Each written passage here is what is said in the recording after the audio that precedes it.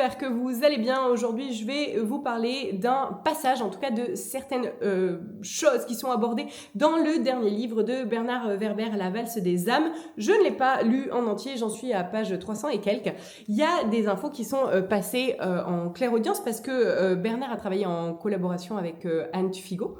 Et donc, il y a des infos, alors je ne sais pas ce qui vient de lui et ce qui vient de Anne Tufigo, mais j'ai certaines infos qui corroborent ce qu'il y a dans ce livre et d'autres avec lesquelles je ne suis pas du tout en adéquation. On n'est pas là pour parler de ça, je suis là pour vous parler des infos que j'ai qui corroborent, celles qui sont dans le livre. Il y a donc Eugénie, qui est le personnage principal, qui fait de l'hypnose régressive pour pouvoir aller visiter ses vies antérieures. Bernard appelle ça le VIE, le voyage intérieur expérimental, si je ne dis pas de bêtises. Et dans ce livre-là, quand Eugénie va explorer ses vies antérieures, une fois qu'elle meurt dans une vie antérieure, elle explore donc une fois qu'elle est en dehors des corps, et elle va voir, quand elle va avoir ses anges et ses guides autour d'elle, ils vont lui poser plusieurs questions. Et c'est de ces questions-là dont j'ai envie de vous parler aujourd'hui. La première question, alors qui n'était pas vraiment sous forme de questions dans le livre, il me semble, parce que je les ai notées sur mon PC au moment où je l'ai lu, puis je ne sais plus si c'était sous forme de questions ou pas, c'est: est-ce que ta vie était bien ? Qu'est-ce qui était bien dans ce que tu as vécu ? Et ça, c'est une question que j'aimerais que vous vous posiez. J'aimerais que vous écriviez un commentaire avec la réponse aux 4 questions que je vais vous poser. C'est des questions qui sont un peu rhétoriques, je vous les pose, mais c'est pas à moi d'y répondre, c'est à vous d'y répondre et vous pour vous. Néanmoins, j'aimerais bien que vous écriviez ce commentaire et que, en l'écrivant, vous soyez honnête avec vous-même sur ce que vous êtes en train d'écrire. Vous pouvez l'effacer à la fin, d'accord ? L'idée, c'est pas de publier forcément. C'est juste écrivez, répondez à ces questions-là avec honnêteté et voyez si ce que vous avez écrit vous convient. C'est ça l'idée de cette vidéo. Donc la première question, c'est: est-ce que c'était bien ? Est-ce que ta vie, que tu as pu voir comme un film qui se déroule devant tes yeux une fois que tu meurs, est-ce que ce film est bien ? Alors vous avez peut-être 20 ans, 70 ans, vous n'avez pas forcément la même longueur de film. Néanmoins, dans le film que vous visionnez de votre vie, donc mettez pause dans cette vidéo, prenez le temps de vous dire: ok, qu'est-ce que j'ai vécu dans ma vie ? Est-ce que ce film est bien ? Est-ce que c'est un film que j'ai envie d'aller voir au cinéma ? Est-ce que c'est un film où je suis fière d'être le héros de ce film-là ? Donc, posez-vous la question et écrivez. Je suis un héros de film, alors quoi ? Romanesque, un film d'action, un film du dimanche ou un film de Noël qu'on mate sur le canapé en étant sur son téléphone en même temps tellement il est nul. Donc de quel film êtes-vous le héros ou l'héroïne ? Parce que en fait, c'est une question qui est hyper importante. Est-ce que vous êtes fier d'être le personnage principal de votre vie ? Et est-ce que vous avez bien conscience que vous êtes le personnage principal de votre vie ? Que donc, vous pouvez choisir, je suis sûre que ça vous arrive, quand vous regardez des films et que vous dites: mais non, pourquoi elle agit comme ça ? Mais c'est pas vrai, moi ça me fait ça quand à chaque fois dans les films d'action, il laisse le méchant en vie. Bien sûr que le méchant, il va te retrouver à la fin et qu'il va te tuer. Bien sûr, on sait que le jour où ça arrive pour de vrai, il faut le tuer. Même si on est amour, paillettes et licorne, on laisse pas les méchants en vie, sinon ils nous retrouvent et ils nous butent. Tout comme on fait pas confiance aux gens qui te disent: ah, j'ai enlevé ton mari, mais si tu me donnes le dossier numéro 414 28 33, alors je te rends ton mari après. Non, bien sûr, on sait qu'il va pas te rendre ton mari une fois que tu auras donné le dossier. Donc il faut jamais négocier avec les terroristes. Donc vous voyez, on a tous des réactions face à des films extérieurs. Par exemple, Divergente. Je suis sûre que quand vous avez regardé Divergente, vous avez forcément dit: ah ouais, moi je serais du côté de la révolution. Quand vous avez regardé Hunger Games, je suis sûre que vous avez dit: ouais, moi aussi je me battrais pour pouvoir laisser la parole au peuple. Vous êtes qui dans la vraie vie ? Est-ce que le film de votre vie est un film d'action, par exemple, si c'est ce que vous aimez? Et est-ce que vous êtes vraiment du côté de la révolution, de ceux qui se lèvent pour ce qui est juste et bon pour eux? Première question. Deuxième question, qu'avez-vous fait de vos talents? Vous avez forcément des talents, c'est-à-dire des choses pour lesquelles vous avez de la faculté à les mettre en place dans votre quotidien sans faire aucun effort. Il y a des gens qui vont avoir la facilité de dessiner, ce qui est le cas dans le livre, par exemple. Eugénie, elle a de la faculté à dessiner et donc à retranscrire ce qu'elle a vu dans ses vies antérieures, à pouvoir faire des croquis, etc., pour que ce soit compréhensible par autrui. Et dans ses vies antérieures, elle capte qu'en fait, depuis la nuit des temps, depuis sa première vie, elle a toujours eu cette faculté de dessin pour pouvoir transmettre aux autres. Quels sont vos talents à vous, que vous avez donc avec facilité, sans faire aucun effort, et c'est vraiment inné, vous êtes né avec, ça n'est pas quelque chose de compliqué. Pour ma part, je parle facilement, donc j'ai utilisé mes talents. Je vous donne un exemple, comme ça je réponds aux questions pour que vous puissiez vous dire, ok, je vois l'idée de comment elle veut qu'on réponde à ces questions. Donc, qu'as-tu fait de tes talents ? Mon talent pour moi, c'est de facilement passer des informations et de vulgariser des informations sur la spiritualité, sur la santé, sur plein d'autres trucs. Donc, je vulgarise ce que j'apprends via la lecture de centaines et de centaines de livres et je vous en fais des vidéos. Donc, qu'as-tu fait de tes talents ? Pour moi, je peux répondre, je les ai mis au service des autres. Qu'est-ce que j'ai d'autre comme talent ? Je sais dessiner. Est-ce que je l'ai mis au service des autres ? Non. Donc, je peux mettre, ok, j'ai tel talent, mais je m'en suis pas servi. Est-ce que j'ai un autre talent ? Alors, j'avais pas prévu de vous donner un exemple, donc du coup, je suis en train de réfléchir en même temps. À part parler facilement et transmettre des informations, enseigner sur ce que je sais, c'est les seuls trucs qui me viennent à l'esprit là maintenant. Vous voyez l'idée de ce que j'attends de vous.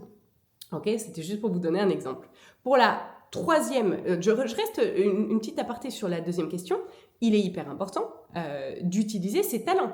Si en fait vous avez des talents, vous êtes né en vibrant, je sais dessiner par exemple, ou je parle facilement, ou j'ai de la faculté à enseigner, mais je le fais pas alors que je sais que je dois utiliser ça, parce que c'est ça qui est important, et ben c'est là où c'est embêtant. En fait, vous êtes né avec des facultés et vous ne vous en servez pas pour être qui vous devez être.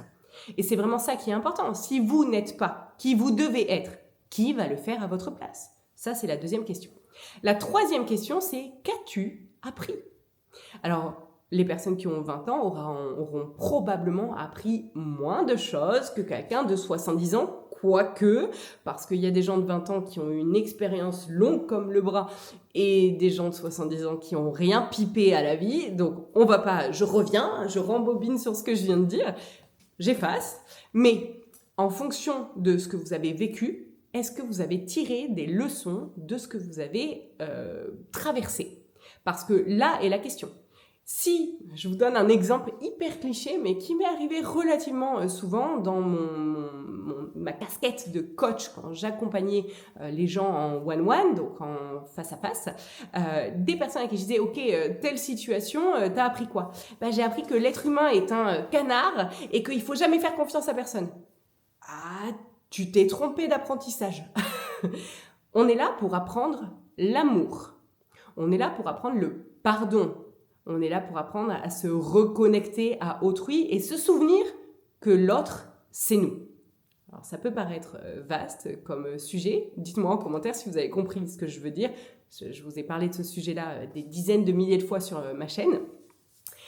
L'autre, c'est nous, donc on est là pour aimer et on est là pour avoir compassion. Et d'ailleurs, je vous ferai un petit aparté qui n'est pas dans les questions, mais je veux vous donner un tips pour pouvoir avoir compassion. Et c'est un tips que je fais depuis longtemps, mais qui, en lisant le livre, je me suis dit, mais oui, je pourrais le verbaliser pour vous le transmettre. Donc, je vous en parlerai à la fin.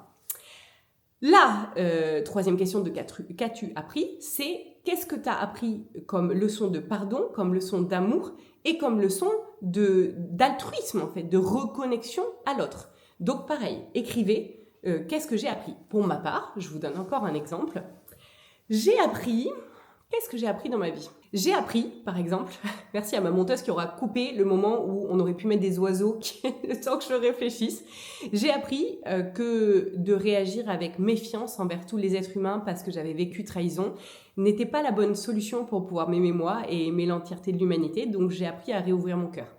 Ensuite, un autre point que j'ai appris que en aimant les gens pour ce qu'ils sont réellement et non pas par rapport à ce que j'ai envie qu'ils soient, c'est comme ça que je les aimais le plus. J'ai appris que la plus belle façon d'aimer les gens, c'était pas en étant proche d'eux, physiquement ou dans ma famille ou en étant quelqu'un qui va être à l'écoute ou quoi, c'était en les acceptant exactement tels qu'ils étaient. C'est des exemples, hein. J'ai pas passé l'entièreté de ma vie en revue avant de faire cette vidéo. J'aurais peut-être dû. Mais j'essaierai peut-être de réécouter ma vidéo, chose que je fais jamais, pour pouvoir mettre aussi un commentaire en même temps que les vôtres. Donc ça, c'est pour vous donner des exemples d'apprentissage que vous auriez pu avoir dans cette vie-là, entre le moment où vous êtes né et jusqu'à aujourd'hui. Et la dernière question, et alors ça c'est quelque chose, c'est une question qui me touche vraiment, vraiment, vraiment, c'est qui as-tu aimé et comment as-tu aimé? Et ça, c'est fou parce que hier je disais à Matt dans la voiture, alors que j'avais déjà prévu de faire cette vidéo, je lui disais c'est fou d'accepter de revenir sur Terre pour l'humanité, de l'aimer à ce point-là. Et en même temps, de plus vouloir, je disais à une autre copine, moi, ça me saoule aujourd'hui de faire certaines vidéos, des vidéos où en fait j'ai répondu des dizaines de milliers de fois ces 10 dernières années à des mêmes questions.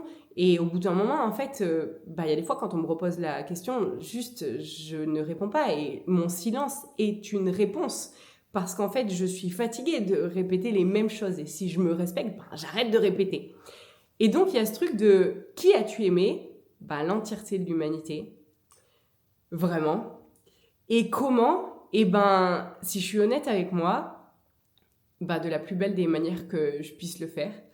Et souvent, dans les personnes que j'ai coachées, et même dans Scientia, là, qui est en cours, je dis aux gens, quand ils me disent « Mais comment on sait si on a bien fait ?» Je leur dis « Fais de ton mieux. » Tu sais, c'est toi et toi. Tu sais si tu as fait de ton mieux. Tu sais si tu as tout donné. Est-ce que tu aurais pu donner plus? Et je fais toujours les choses jusqu'au point où je me dis non, j'aurais pas pu donner plus. J'ai donné le maximum de ce que j'étais capable d'être et de ce que j'étais capable de faire. Et à cette question de qui as-tu aimé? L'humanité, vraiment. Et plus ça va, je crois, plus je l'aime parce que c'est ça qui est très bizarre. En même temps, il y a une dualité et une incohérence de plus ça va, plus j'ai du mal à supporter le manque de transparence dans l'humanité, les mensonges, les gens qui portent des masques. Tout ça, j'en veux plus dans ma vie.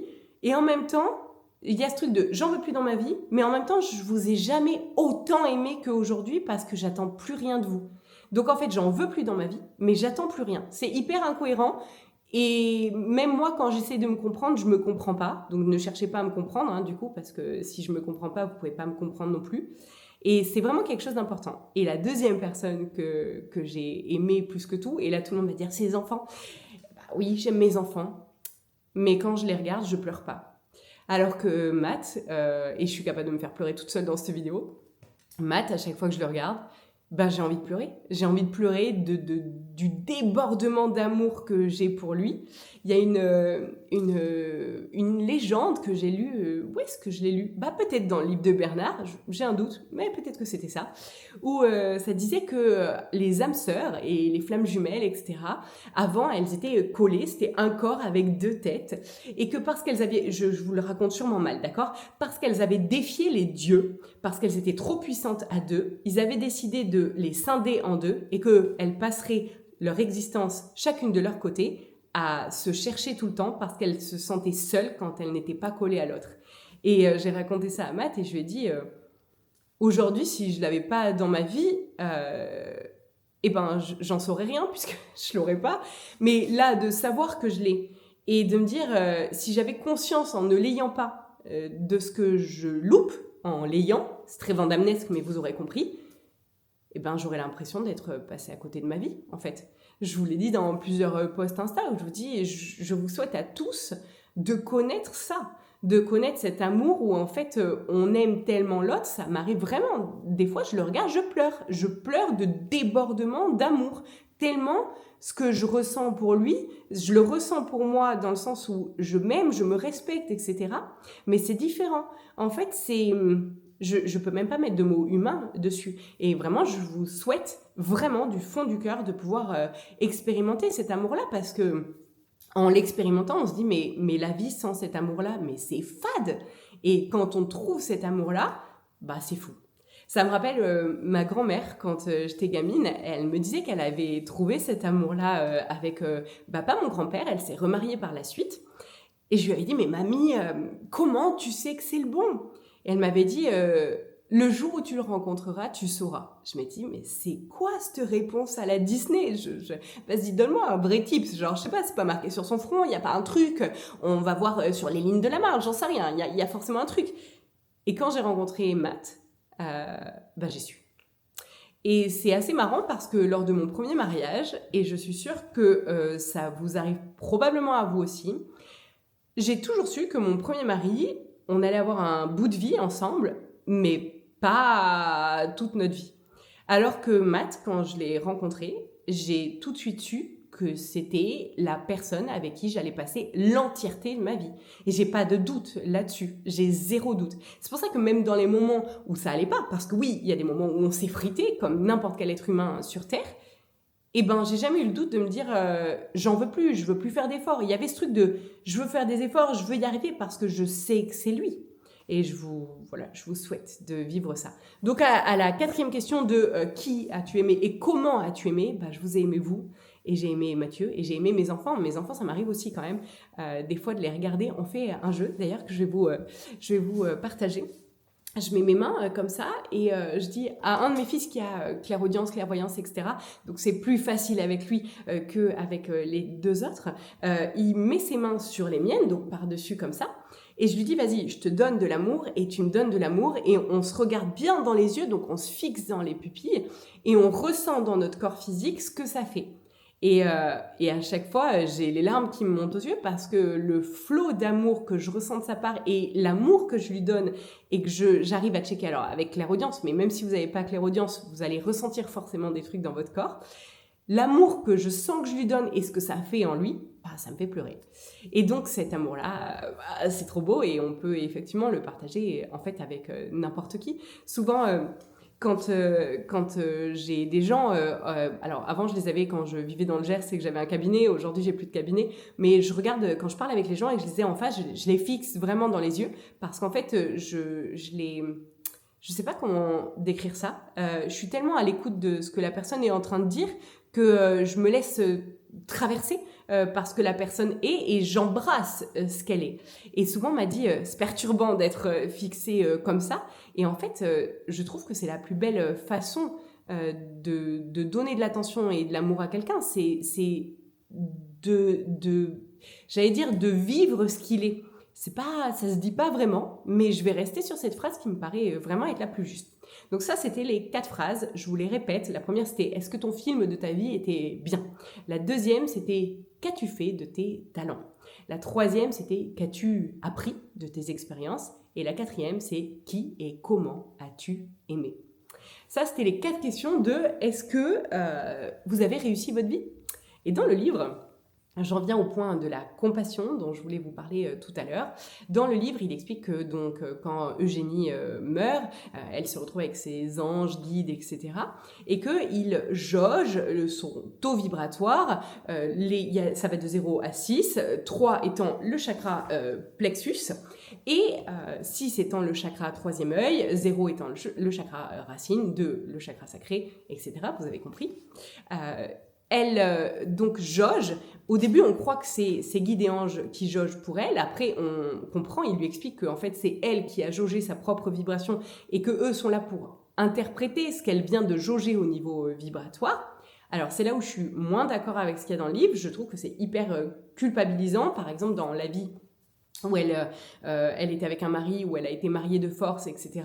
Ils lui disent « Oui, t'aurais pu faire changer ton mari qui était alcoolique. » Moi, je trouve ça hyper culpabilisant. En fait, chacun porte sa croix et son propre karma. Maintenant, des infos que j'ai de quand je parle en clairaudience avec là-haut, il n'y a jamais cette notion de culpabilité. Il y a cette notion de est-ce que tu es satisfait de toi et pas tu aurais pu me faire, c'est pas bien ce que tu as fait. Par exemple, son fils, dans la vie où elle a été mariée de force, elle écrivait sur des tablettes en argile. Elle était scribe. Et en fait, son fils a finalement pas gardé les tablettes qu'elle avait écrites et il les a refondues. Et donc, elle est dépitée quand elle sort de son corps de se dire « Oh là là, mon fils a pas respecté mon souhait de pouvoir transmettre ses tablettes, etc. » Et ses guides lui disent « T'avais qu'à mieux éduquer ton fils. » moi, c'est pas le genre d'info que j'ai. Jamais un ange ou un guide m'a dit ce genre de phrase, même quand j'ai eu des expériences, et je vous parle pas de cette vie-là, même quand j'ai eu des expériences où avec des proches, il s'est passé des choses atroces, et je parle pas de tablettes en argile qui n'ont pas été gardées, je parle vraiment de choses atroces. C'est jamais moi qui ai pris du karma pour la personne, en fait. Et donc, Eugénie se tape un score entre 0 et 6, 3 étant l'animalité. Elle se tape un score à 3,4, je crois. Donc, elle est hyper dépitée. Et ça m'a amené à comment je fais pour développer ma compassion quand il y a quelqu'un en face de moi qui m'énerve, parce que comme toute personne sur Terre, il y a des gens qui méritent. Et je check. Alors, certains diront que c'est pas très éthique, mais je préfère avoir de l'amour envers cette personne et avoir checké son taux vibratoire. Ça m'aide à avoir compassion et donc de l'amour pour elle, plutôt que d'être dans le jugement et être en train de la critiquer, ce qui ne serait pour le coup pas amour.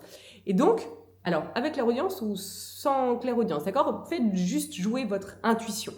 Quand quelqu'un va vous irriter la prochaine fois, vous imaginez la petite jauge entre le chakra racine qui se situe entre les jambes et le chakra troisième œil qui est ici. Vous imaginez la jauge de 0 à 6. Et vous allez imaginer, ressentir, laisser jouer votre intuition de où est la jauge de l'autre. Sachant que 3, donc quand sa jauge arrive là, au niveau du chakra plexus, c'est l'animalité. Ça veut dire que la personne, elle n'est pas dans un développement spirituel. Elle est vraiment dans le matériel, dans le je dois manger avant les autres, vraiment ce truc d'animalité, d'instinct. On ne peut pas blâmer quelqu'un qui vibre instinctif de ne pas être réfléchi, puisque ça n'est pas dans sa capacité, ça n'est pas dans sa vibration, il n'est pas venu pour ça. Et le fait de visualiser, alors d'avoir en clairaudience, mais vous pouvez la visualiser, vous pouvez juste laisser jouer votre intuition comme je vous l'ai dit, même si vous n'avez pas clairaudience, vous pouvez tenter cette expérience-là. Le fait d'arriver à jauger l'autre me permet quasiment instantanément de rentrer en compassion.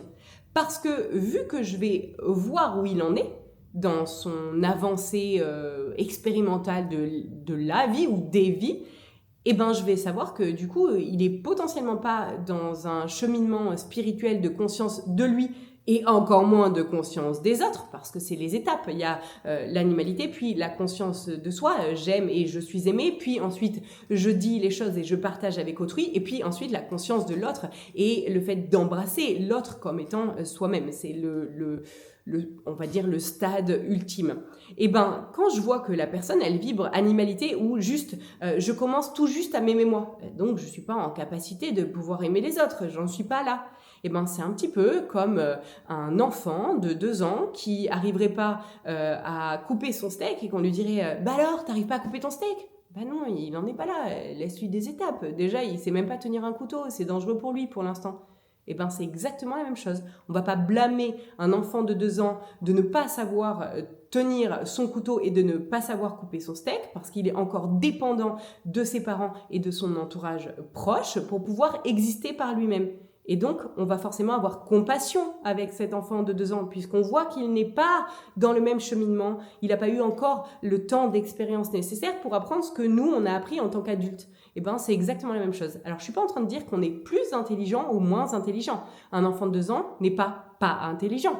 Il n'a pas encore eu l'occasion d'apprendre ce que nous, on a pu apprendre les 35 dernières années. Donc, en fait, ce n'est pas une histoire de plus intelligent ou moins intelligent. On en est juste pas au même niveau dans notre ligne d'apprentissage, tout simplement. C'est comme quand on va à l'école, un enfant au CP ne peut pas comprendre, ça dépend de son état de conscience, mais ne peut pas comprendre des problématiques de terminale. C'est normal, il n'a pas passé ses classes. C'est exactement la même chose pour l'état de conscience et je vous partage ça parce que moi, ça m'aide assez rapidement à pouvoir me dire ouais, en fait, je peux pas blâmer la personne et je dois, alors je vais enlever le je dois, ça m'aide à avoir compassion, amour et bienveillance envers la personne.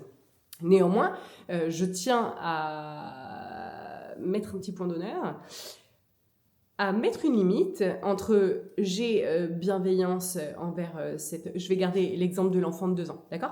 J'ai bienveillance envers cet enfant de 2 ans, j'ai conscience que c'est un enfant de 2 ans et qu'il a besoin d'un apprentissage, etc. Par contre, si cet enfant de 2 ans m'attaque avec son couteau, probablement je vais lui enlever le couteau. Probablement, s'il continue à m'attaquer avec autre chose, avec sa fourchette ou quoi que ce soit, je vais lui enlever la fourchette. Et s'il continue, je vais probablement aller l'asseoir dans sa chambre en lui disant « Écoute, tu es pas du tout mignon avec moi. J'ai pas envie d'utiliser mon temps pour pouvoir t'apprendre toutes ces choses parce que je suis pas ta mère. Si j'étais sa mère, ça serait un autre sujet. » Et donc, en fait, je vais pas perdre mon temps à accepter de me faire attaquer avec un couteau, une fourchette et ce que vous voulez par un enfant de 2 ans, parce qu'en fait, en me disant « Oh, le pauvre, il a 2 ans, il faut qu'il comprenne. » Ben non, il faut aussi qu'il comprenne qu'il y a un cadre, qu'il y a des règles. Et donc, cette métaphore de l'enfant de 2 ans, pour vous ramener avec les expériences avec d'autres adultes autour, c'est pas parce qu'il y a certains adultes qui ont un taux vibratoire d'animalité, je vais garder ça comme ça, que je vais les autoriser. Par exemple, si on prend que l'animalité c'est le côté instinctif, quand on était en plein coco, les gens vidaient les paquets de pâtes parce que instinctivement ils étaient dans ce truc de il en faut plus pour moi parce qu'il faut pas que je meure, parce que c'est ça l'animalité. Et il y avait les autres qui réfléchissaient, moi et les autres, je vais pas prendre tous les paquets de pâtes, je vais en laisser pour les autres, etc. Vu qu'on pense pas pareil. Bah si je prends cet exemple-là, c'est pas parce qu'il y a quelqu'un d'animal à côté qui veut prendre tous les paquets de pâtes que je vais le laisser faire. Il m'en faut moi aussi pour me nourrir. Donc il y a toujours une limite à mettre entre j'entends et j'embrasse l'animalité ou en tout cas le seuil vibratoire de l'autre, mais je me respecte aussi, je ne me laisse ni attaquer par un couteau ni prendre tous mes paquets de pâtes. Donc c'est important de pouvoir mettre cette limite-là entre embrasser l'autre et se respecter soi. Je terminerai sur ça et je vous souhaite une très bonne soirée.